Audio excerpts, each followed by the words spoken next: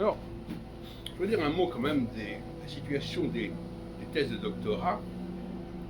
Le fait d'obtenir un doctorat d'État, à partir du moment où il n'est pas validé par un poste à l'université, ne donne aucun statut, quel qu'il soit, sur le plan financier, y compris au niveau de la retraite.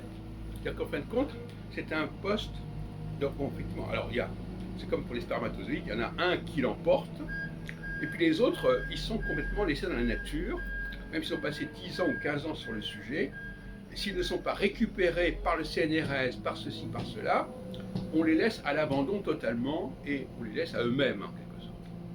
Et ça me paraît extrêmement regrettable.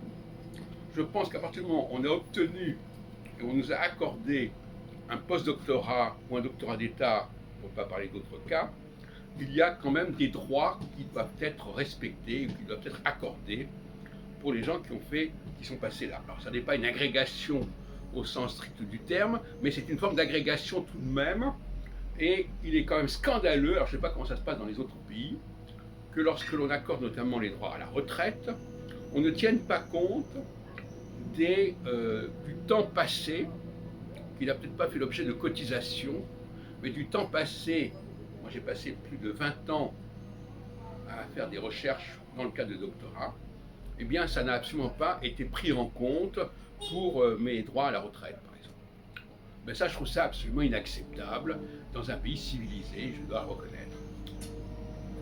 Donc, il faudrait quand même mettre fin à un régime qui est d'une cruauté bureaucratique absolument effrayante, où celui qui est choisi par le conseil, par le collège et nos professeurs, et se trouve doté d'une position stable jusqu'à sa retraite, et après, bien sûr.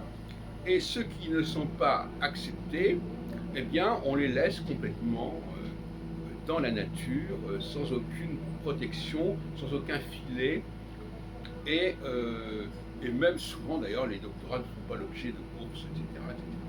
Donc là, il y a un problème social. Alors je sais bien, ce n'est qu'une... Enfin, il y a une certaine élite intellectuelle. Alors évidemment, vous allez dire, ils n'ont qu'à publier leurs ouvrages chez des éditeurs, etc. Ils n'ont qu'à se débrouiller autrement. C'est vrai que la filière de l'édition serait une alternative à la filière des positions universitaires. Bon, ça, je veux bien l'entendre. Mais, soyons sérieux, l'édition n'est pas une garantie